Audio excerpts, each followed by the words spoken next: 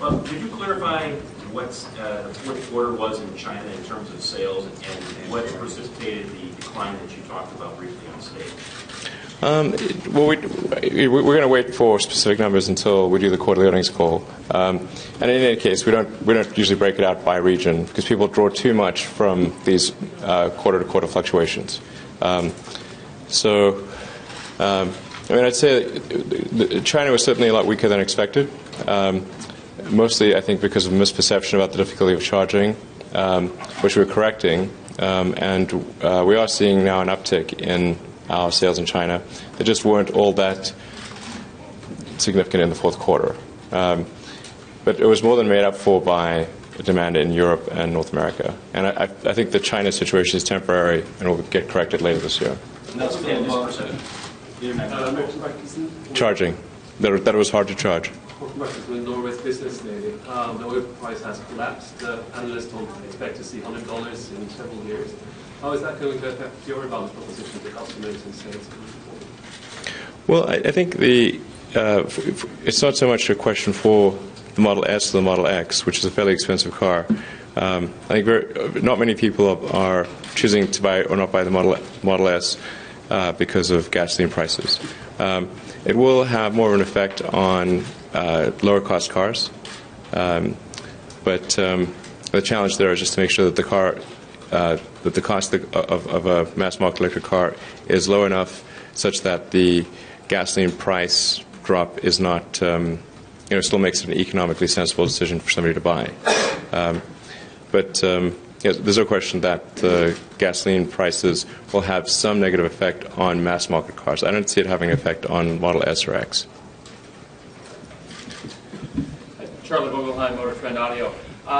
You've had some success in certain markets, particularly California Bay Area. Now with the announcement here of the Bolt coming out, electric cars was what you were talking about. Infrastructure is a problem. Where does the cooperation and the growth happen there? I know you're doing things, but what about the rest? We're happy to cooperate on charging systems for the supercharger network, and there've been some preliminary discussions with other companies. And we've been very open that all that's needed is that they need to make a car that is able to take the high power levels of the supercharger and then share proportionately in the cost of the system according to what their usage of the network is. That's why we're not really seeing the creation of very compelling long-range charging systems apart from our own. They're all like low power, which is not good for long-distance charging. So. But our supercharger network will cover the entire lower 48 states and all of Europe, most of China, most of the world. In the next couple of years, there'll be will be within range of a supercharger. So we don't really need some other network. How many automakers have taken you up on your offer of using your patents? We actually we don't require any formal discussions, so they can just go ahead and use them.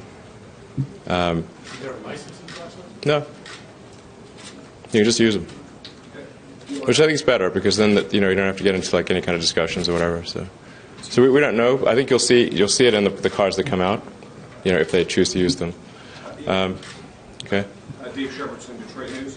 Do you see the new Chevy Bolt as a competitive threat to the Model 3, and what's your overall assessment of the plug-ins and the EVs unveiled here? Yeah, I don't see it as a competitive threat just because I think all cars will go electric. So if you think of it, if you define the set of competitive cars of cars that are electric, then sure, it's competitive. That's not what we see.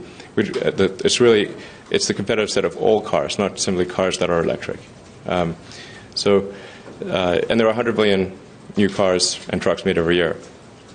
So what does it matter if someone makes a few 100,000 additional electric cars? It's not going to affect us, really. Sure. I'll try to spend more time, I think, because otherwise very few people are going to get their questions answered. Yeah, go ahead. The Model S was delayed, Model X is now delayed. Can you explain why? In the case of the X, it took longer than expected to solve some of the technical challenges of the car, and we had to focus our energy on other things. So doing upgrades to the Model S, increasing the Model S production capability, deploying to various other countries. These all ended up being significant distractions. And then the X, we did a bit of a 2 steps forward, 1 step back with the X, because trying to get a car that has some radical new technology in it right is hard. I mean, if we just had a car with normal doors, it would be fine. But it's extremely important that the Falcon Wing doors are not just a gimmick, but that they are a fundamental improvement in the utility of the car, and that they work well and reliably. Hi, Joanne Muller with Forbes. Have you met with any of the other CEOs of any of the major automakers to talk about this idea of more electric cars? Well, that's why I'm here. Conversations? Who have you talked to while you're here? Well, I talked to the whole audience. I haven't actually had. I mean, have you had one-on-one conversations? No, not here. I've had one-on-one conversations in other cities. I'm not going to talk about those conversations because then there's going to be articles written that I'm having some big alliance, and there'll be articles written like Elon wasn't, build it up and then knock it down, and it had nothing to do with it. So I'm just going to say less, unfortunately. Sure. Louis Bennigan, Benzinga.com. You've pushed hard for electric cars. You want the industry to recognize electric cars. If they actually do, and they start to really produce them at a higher and better level, how much faster is that going to allow you to achieve your goals? Well, I mean, my goal is acceleration of the advent of electric cars, and so I'd be quite pleased to see other manufacturers make lots of electric cars. And then as to whether Tesla, how Tesla does in that, it's a function of how good are the cars that we make. Are our cars better or worse, about the same as other manufacturers? That will determine how many vehicles we sell. Sure. Yeah, Lee Thomas Fox 2 right here in Detroit. You're standing in a city that reinvented itself in downtimes. When you're in downtimes, what is your philosophy, or what kind of things do you think of to stay positive and going forward when even people, like you said on the stage, some people that you respect say it was not going to work? What kind of things or methods do you use to keep your mind in the right place and your company in the right place going forward? Well, I think I just feel it's making electric cars and bringing them to ultimately to the mass market is an extremely important thing. So even if people are negative or say we're going to fail, I don't care. We're still going to do it. The beginning of Tesla and even for the first several years, people kept saying how we were going to fail, as though somehow this was new information. I knew that the probability of failure was extremely high. Show in the back there. Hi, I'm Octavio Blanco with CNN Money. Two-pronged question. Number one is your Gigafactory. Do you foresee that being something that's going to be for the auto industry in general, where you'll sell batteries not just for your own cars, but also for GM, Ford, and anybody else who wants to buy batteries? So you get sort of the backbone of the electric industry. And number two, what do the automakers need to do to actually start building cars? What needs to happen? Sure. So, and with Gigafactory, we're sizing it to produce a huge amount of batteries. So, I think we could certainly provide battery packs to other car companies, as we've done before, at a limited scale. It is important to know, kind of in advance, with some advance notice, if it's a large order of battery packs, you can't just turn on a dime. It takes a couple of years to facilitize for that. But we're more than happy to supply other manufacturers once we get the factory up and running. And so, what was the saying? What should they do? I think it's just important for the leaders of the big car companies to initiate serious electric vehicle programs. Not small ones that are like the minimum necessary to comply with regulations, but ones that where it's a really serious 250,000 units a year type of product.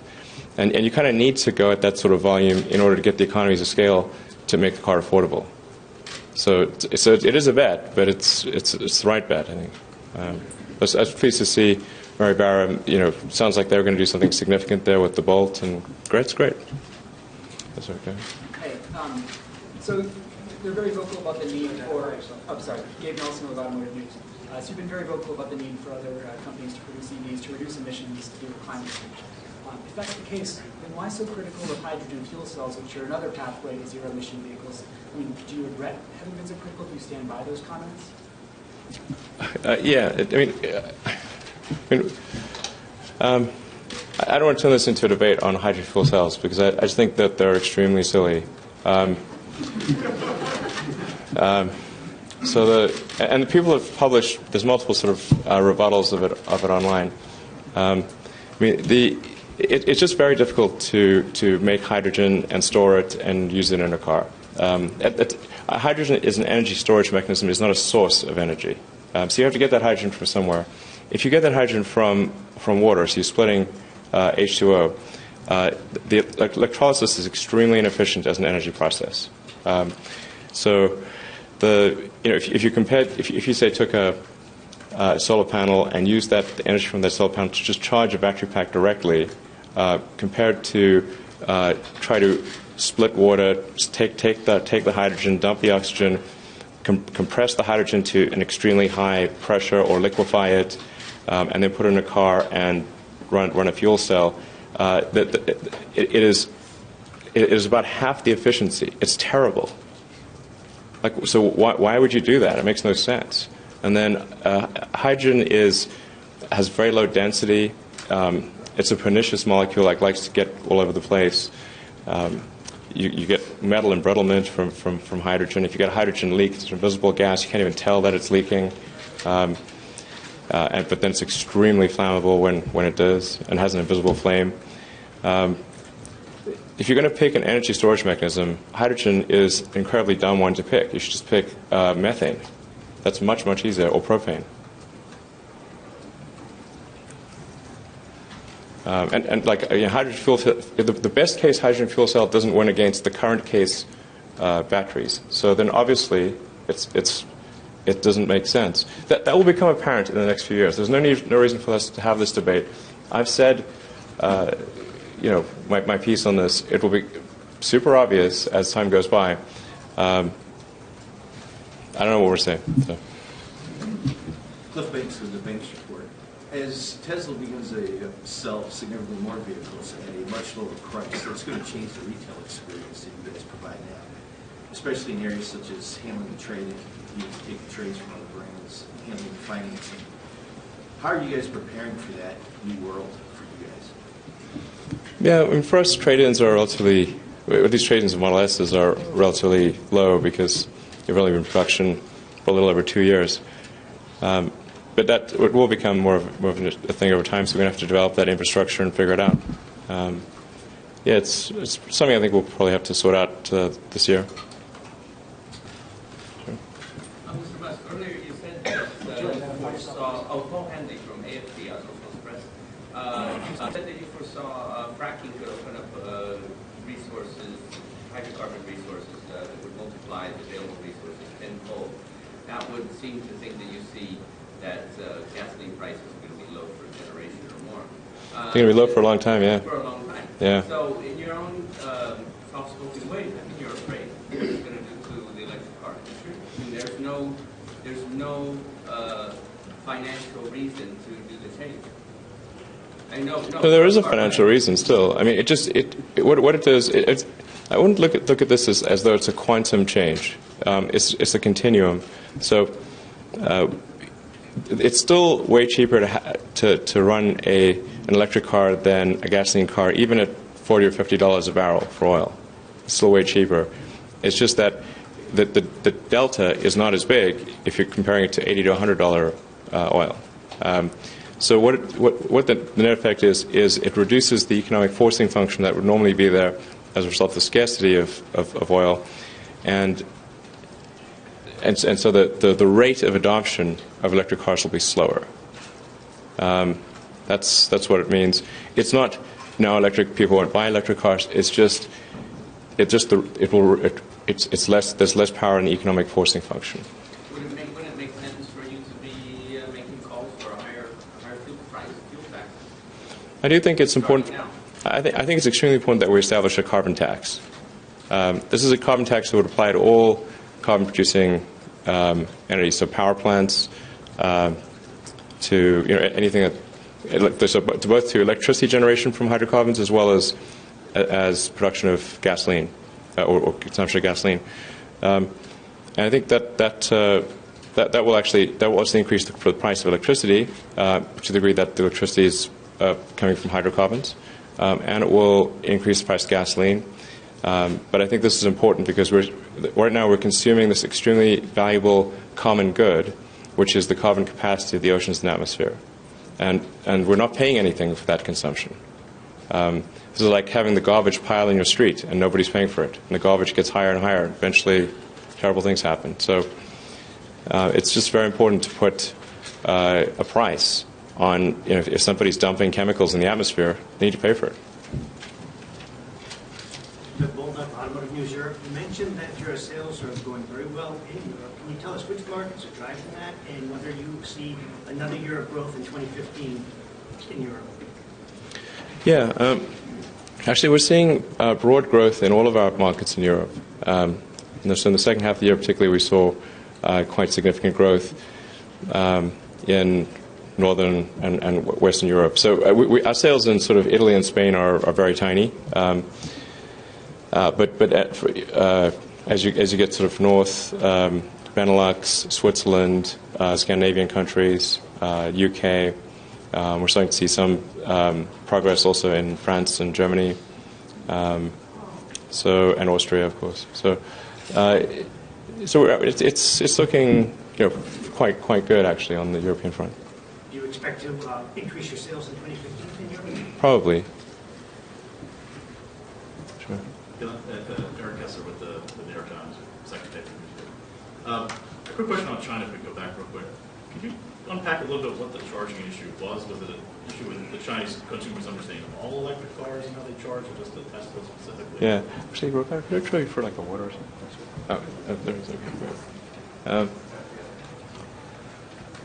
Yeah, the big misperception that we're dealing with, and I think it's getting corrected, is that people would have difficulty establishing a charge point in their condos. Like, so in their apartment building, would they be able to have a high power wall connector? Would they be able to charge at home? And there was a misperception that it was somehow very difficult to establish a charging in apartment buildings in China. It's actually not. Mainly apartment dwellers? Well, in the cities, yes. So so we're fixing that misperception. We also have now completed a large number of superchargers for long distance travel within China. I think that's pretty important. We also just announced the exec rear seat, so we have a much more comfortable rear seat because a lot of customers in China will be driven in the rear seat as opposed to drive the car themselves, or they'll switch. They'll sometimes drive themselves, sometimes be driven. And so for them, they really wanted a more comfortable back seat, and we just announced that. So who hasn't had a chance to? Sure. Ginger, first on industry. There's been a lot of discussion today about autonomous vehicles. I just want, and as one of the major hurdles to that being safety. Can you discuss safety in relation to autopilot? Yeah, I think people should be concerned about safety with autonomous vehicles. We don't want 2-ton death bots roaming the street. And I think the standard for safety for autonomous vehicles should be much higher than it is for people.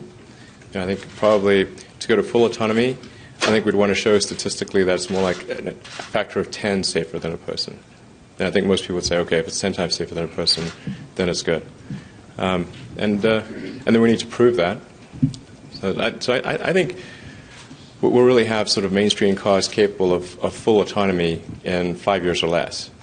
But proving that it's safe and getting the regulatory approval is likely to take 2 to 3 years after that. But it's probably 7 or 8 years there'll be fully autonomous cars that you can just buy. And where do you see Tesla fitting in that?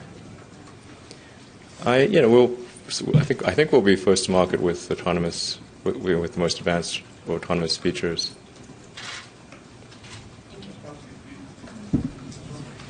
Sorry, Vince.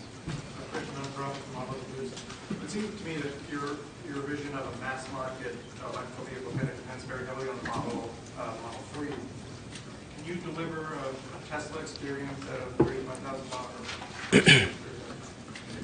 Yeah, I think Model 3 is going to be a great car, and What do you give up in that gap between 35,000?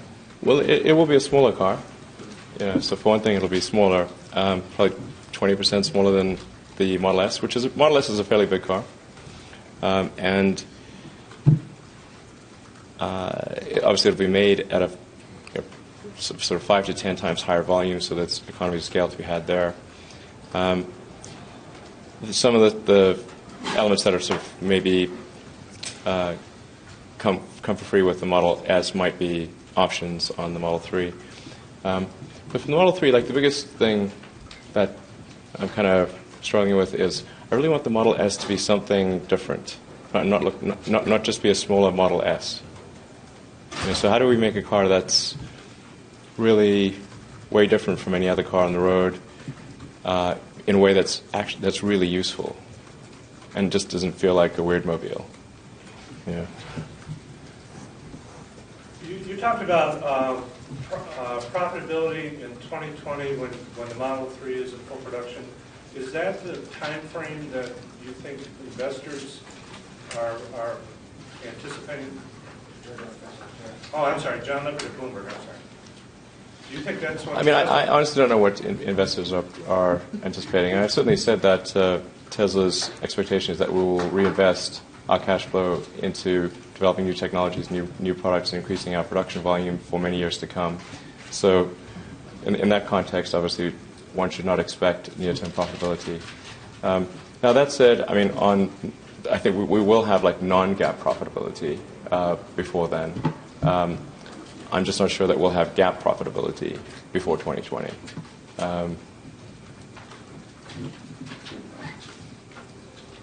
But I think any given sort of revenue stream of the company, like Model S or X or the 3, if you were to just separate that from the business and look at the gross margin and say what sort of free cash flow is that product line delivering, and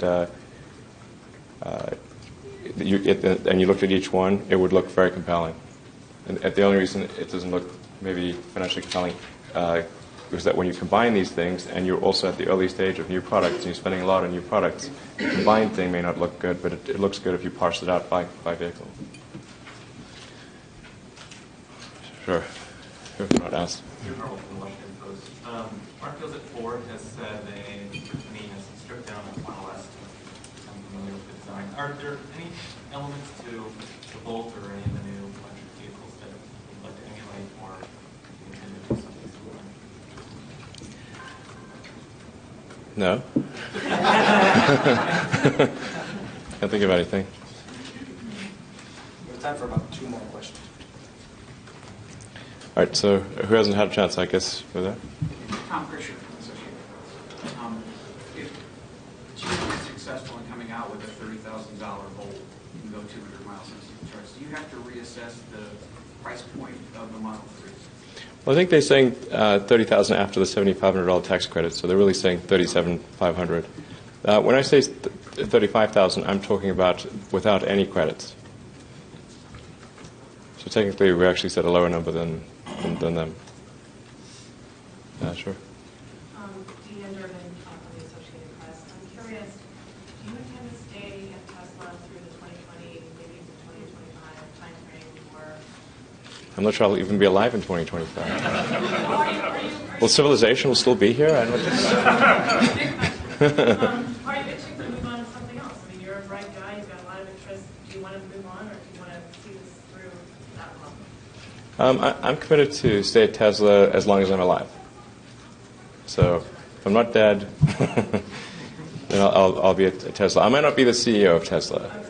Okay. But I think I will certainly be with the company forever.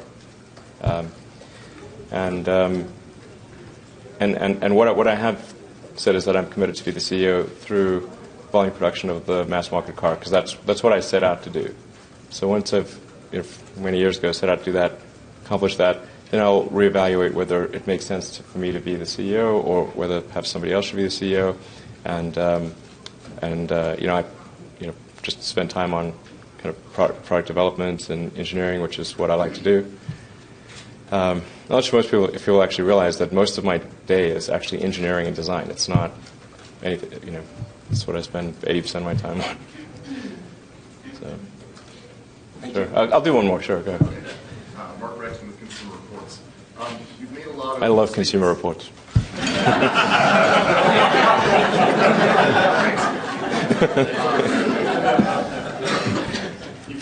You've made a lot of statements about how proud you are that you're able to make this kind of vehicle in the United States. But in talking about your volume aspirations, you get to 500,000, then you start talking about several million a year. Obviously, that means more factories. How much production do you see actually happening in the U.S. once you outgrow Fremont, as opposed to offshoring to low-cost markets like China, Eastern Europe, et cetera? Well, it's more that, if Fremont's sort of capacity is about 500,000 units a year, and it kind of makes sense if you're making a mass market car, particularly to do local production, because if you make, like if we made a low-cost car in California and then ship that to China, it would be kind of crazy. So it would make more sense to establish a factory in China for local production and establish a factory in Europe for local production there, so we don't have to put cars on ships. Because then it's one thing if you're like making iPhones or something and you can put 10,000 of them in a C-van. But if you put like 2 cars or 10,000 iPhones, there's like very big difference in logistics costs. So it makes sense, I think, to have local production for that market as time goes by. So I think you could expect to see us set up in the long term a factory in Europe and a factory in Asia, and probably another factory in the U.S. Closer to the East Coast at some point. Like Detroit? It's not out of the question. Maybe Michigan shouldn't stop us from selling cars here. That would be a nice gesture. Thank you. All right. Thank you. Very much. Thank you.